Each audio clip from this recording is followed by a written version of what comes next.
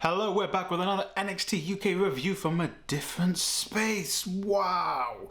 So, let's just jump right into this week's show. It's going to be a short and sweet episode, so let's get right into it. We start off with a match between Wolfie of Gallus Boys versus Yoghurt, Sam Gradwell. As you remember, Sam Gradwell and Mark Coffey were going to have like a challenge to see who they can beat, and Yoghurt walked in whilst they were talking to Slimy Sid, and then the match was made because Wolfie was like, Bagsy, which, you know, you got to respect the Bagsy rules. Again, great match, two big lads. Love seeing my boy Wolfie get a dub by beating Gradwell with an awesome spear, but like Wolfie's spears, he spears them but also picks them up for a spine buster, which is awesome. It's like a spear, spine buster, bonus combo. Love that for Wolfie. I love it. We'll go more into Mark Coffey later on in the episode. We then move on to Kenny Williams. He has like a little promo beforehand about how he's, you know, he's a badass now. He's going to beat Danny Jones.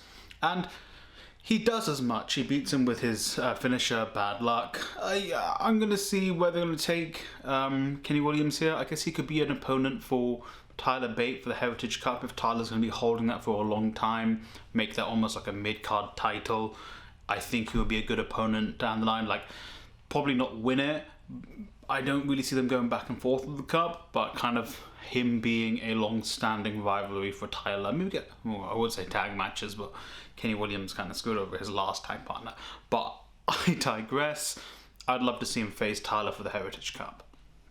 Up next, we have this awesome round table. They kind of did it for Walter and Rampage, where Walter basically gave Rampage cryface, in my opinion. It was Rampage, Joe Coffey, and Ilya Dragunov just being like, they start off having a pretty civil debate, being like, I'm the strongest, I'm best, I'm the biggest lad, I'm the most violent, and then it slowly descended into just a shouting match of all three guys shouting and arguing over each other.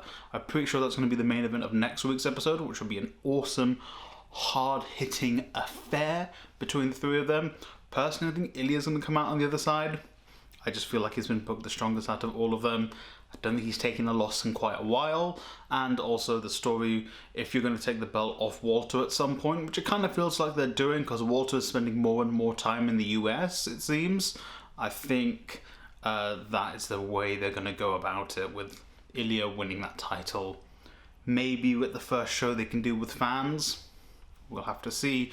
Depends when we open here, because we're supposed to open on the 21st, and that's not happening. But, you know, safety first, everyone.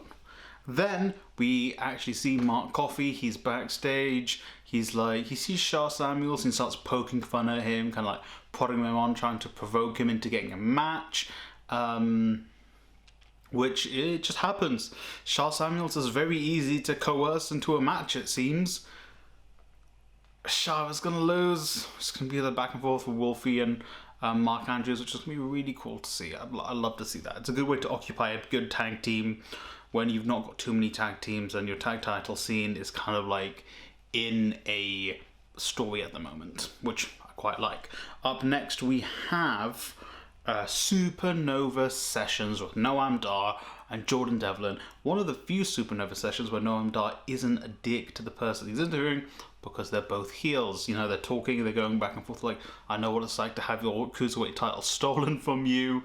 And Devlin's like, yeah, just because you climbed a ladder faster than me doesn't mean you're a better competitor or a better man than me. Which he has a point, but you know, that was a pretty good match with him and Escobar. But it basically ends with Jordan Devlin putting the whole of the NXT UK locker room on notice.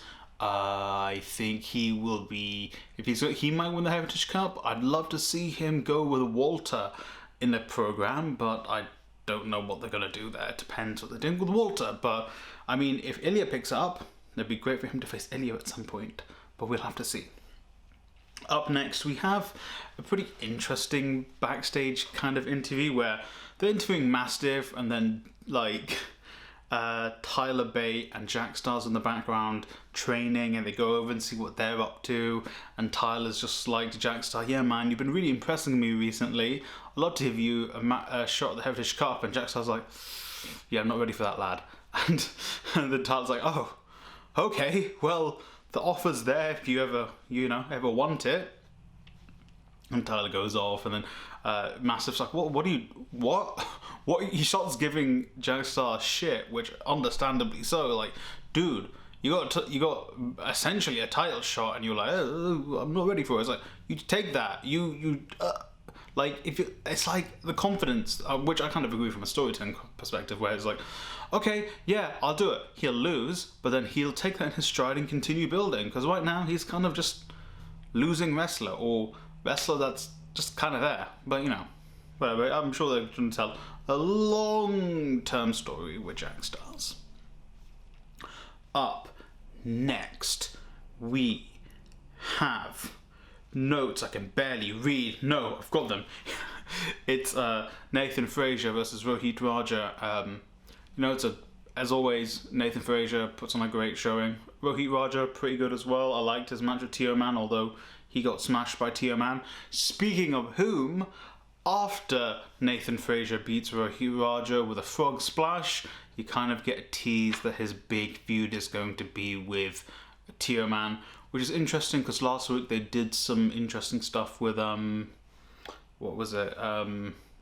Smith and the guy who kind of sort of semi-debuted recently, whose name I've forgotten.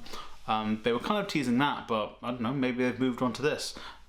It'd be interesting. We'll see where this goes, but I think it'd be interesting to get Tio Man that, like, give Nathan Frazer his first loss as Nathan Frazer, I think. Oh, if you're not including the tag team match against Pretty Deadly, but I digress.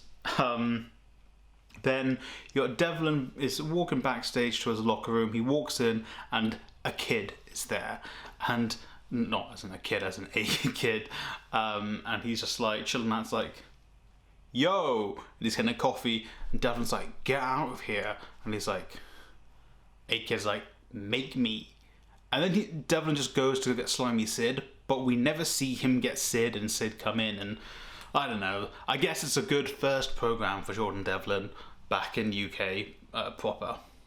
A-Kid's a really good wrestler, as we saw in that Heritage Cup match against Tyler Bate. And then we are on, I don't know if I'm hitting this loud enough, our main event, which was Joseph Connors and Ginny, who are my favourite not quite faction, because I need to add, what's his name, Caveman, Jesus, God, why am I blanking on his name? Comment down below if you know what I mean. Versus Subculture of Danny Luna and Flash Morgan Webster. Good match. I like all the competitors in this match, in particular the new Joseph Connors, because he's like really good at shit talking. Obviously Ginny's always really good at shit talking as well, but Joseph Connors, like this he's not really new Joseph Connors anymore, he's Ginny Joseph Connors now. I really like him as a character. Obviously he's always there to take an L, but I still quite like him as a character. Ginny is distracting the ref, which allows Danny Luna to hit Joseph Connors with a power bomb, and then Flash Morgan Webster hits a 630 for the win. Awesome, good to see Subculture racking up wins, even after Mark Andrews lost to Joseph Connors. I want to see where they're going with this. Maybe.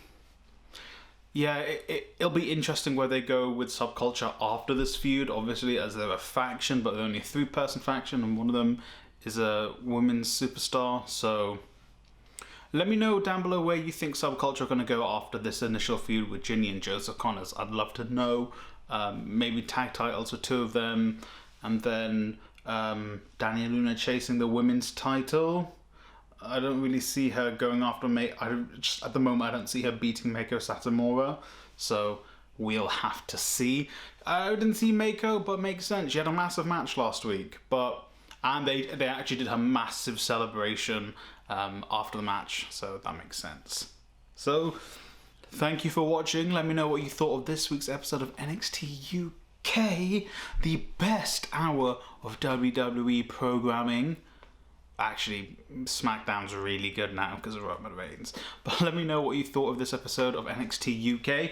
Let me know if you're watching or have watched the Progress 113 event. I'm probably going to watch that, and I'll see if I can do a review of that sometime early next week. If you guys will be interested, let me know in the comments down below. Thank you for watching, and hey, go and watch some bloody wrestling. Do it.